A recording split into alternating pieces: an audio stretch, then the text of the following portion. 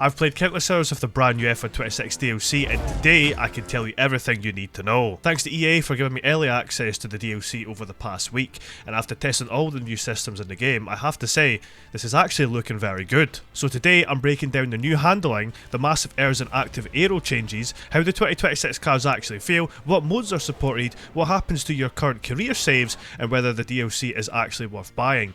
So let's get straight into it. So with this DLC, it completely transforms F125 into the 2026 season. We've got new cars, new rules and regulations, new driver lineups, new teams, a brand new circuit, and completely different race strategy mechanics. The gameplay itself feels fundamentally different, and the biggest question everyone has been asking is how do the cars feel? Overall, handling is definitely a step forward from F125. I tested both wheel and controller, and honestly the overall feel is still familiar enough that players who enjoyed F125 shouldn't have much to worry about. So if you liked the handling before, you'll probably feel comfortable here pretty quickly. And if you hated the handling in F125, well, roll on 2027. The biggest difference I felt when driving was the cars are definitely more unpredictable. Grip levels are lower, especially through high speed corners, because downforce has been reduced by around 15% compared to the 2025 cars, and at most tracks the cars are roughly 1.5 seconds slower, but honestly that unpredictability makes the racing more fun. The rear of the car steps out a lot more on corner exit, especially if you're aggressive with throttle and ERS deployment, and that's where the biggest gameplay changes comes in. Now the main talking point about this DLC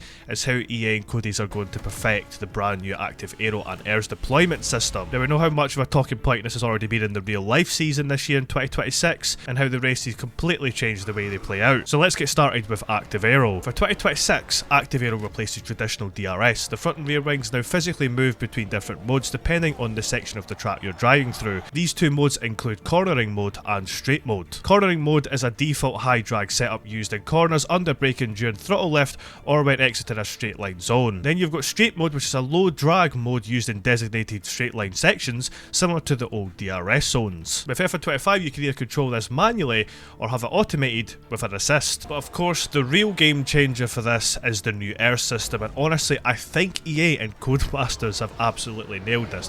They've really caught us off guard, and it's actually quite insane to see. Now for those that still don't know, the electrical motor is now massively more powerful at 350 kilowatts, around 470 horsepower, and because of that, battery management is everything now. You've seen how difficult it is to control the battery in real life. Well, it's exactly the same in the F1 game. You can't just sit in medium deployment all race anymore, because in F125 with the 2025 cars you can sort of do that and just continue on with your race without managing too much and use an overtake and hot lap when needed to.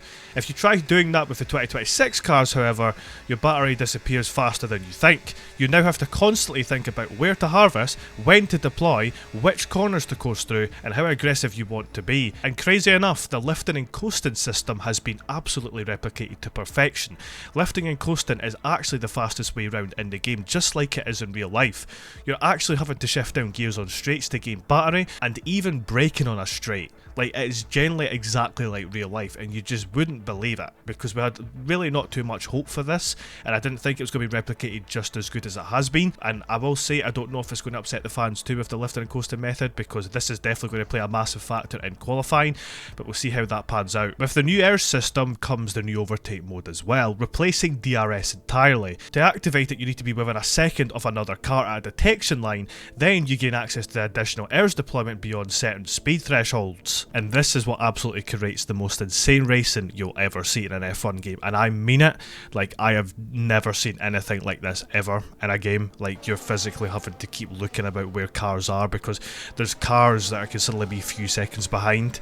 You're saving your battery, and before you know it, within one straight, they're within a second of you. It is absolutely chaotic. You really need to be aware of what you're doing, because depending on how drivers use their battery, cars can suddenly appear out of nowhere or completely disappear. I tested races at Monza and Las Vegas, and the strategy differences were crazy. At one point during a race at Monza, I overtook 5 cars down the main start-finish straight, simply because I had more battery saved than the AI ahead of me, but the opposite can happen as well. You can burn your battery too aggressively early on and suddenly lose massive amounts of time. So now races feel more dynamic, and honestly, it's more realistic than I was expecting. And remember, this is just single player, so could you you imagine what online is going to look like? I cannot lie though, online multiplayer is going to be absolutely chaos, but also probably the most strategic we've ever had. You're going to get players using all their battery on one lap, then falling backwards immediately afterwards. Others could even save everything early and suddenly attack later in the race. The amount of strategy now is genuinely incredible, and honestly I'm excited to see how the community adapts,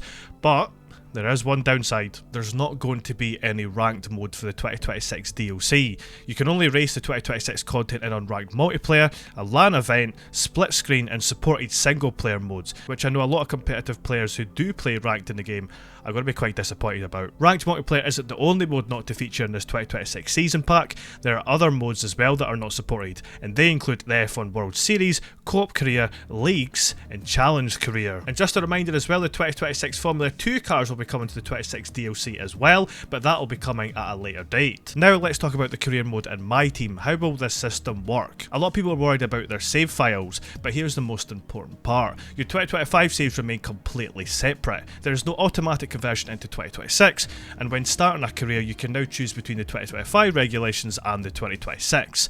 And choosing the 2026 updates, you'll get the teams, the drivers, the rules, objectives and the calendar, including the brand new Madring circuit. And in my team, your custom team now becomes the 12th team on the grid. So think of it this way, the separate files is like what F1 2015 had. That game had the 2014 season and the 2015 season with two completely separate files, so it's exactly like that. In addition to the two main career modes, custom games also get updated for players to experience the 2026 regulations. The other key updates include time trial with new dedicated leaderboard for 26 regs and custom Grand Prix, where players can create their own 2026 inspired custom race. When selecting the 26 season, there won't be any layout differences, all circuits will remain the same, but the only difference you'll see is the track sponsors will be updated. Now, as I'd love to move over to talk about Madrid and show you gameplay, unfortunately I can't properly speak about that circuit just yet.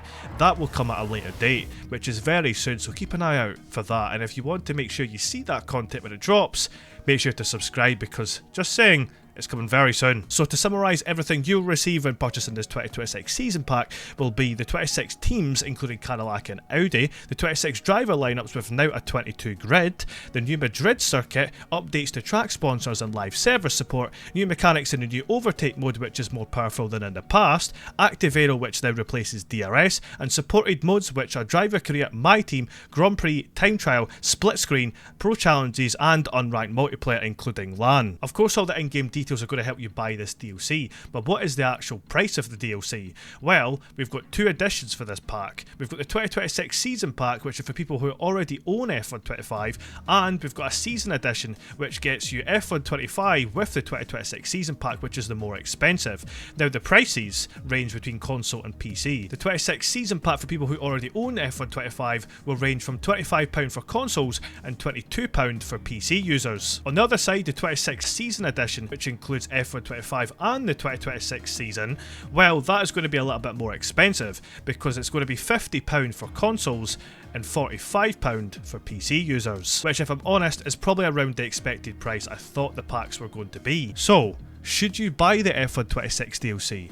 Honestly, from my personal side, I'm very impressed with it so far. The 2026 regulations feel far more realistic than I expected, the racing is unpredictable, the strategy is deeper, battery management completely changes how you approach races, and the handling overall feels like a solid improvement over F1 25. Now yes, some players are definitely going to hate that lifting and coasting is the way to make you faster, especially in qualifying, and online is probably going to be completely madness at launch, but overall, if you want a completely fresh challenge with deeper strategy and a more realistic driving experience, then yes, I absolutely think the DLC is worth it. It genuinely surprised me, and it probably surprised a bunch of other creators as well that you'll hear from, so for sure it definitely gets my stamp of approval. So there you go guys, everything you need to know about the F1 26 DLC before its launch on Wednesday, June 3rd. If this video helped you make your decision on whether or not you'll be buying the DLC, please let me know in the comments. But keep an eye out on the channel though, because we've got some 26 DLC gameplay dropping very soon, so subscribe to never miss any of the F1 26 content that drops on this channel. That's it from me guys, I will see you very soon.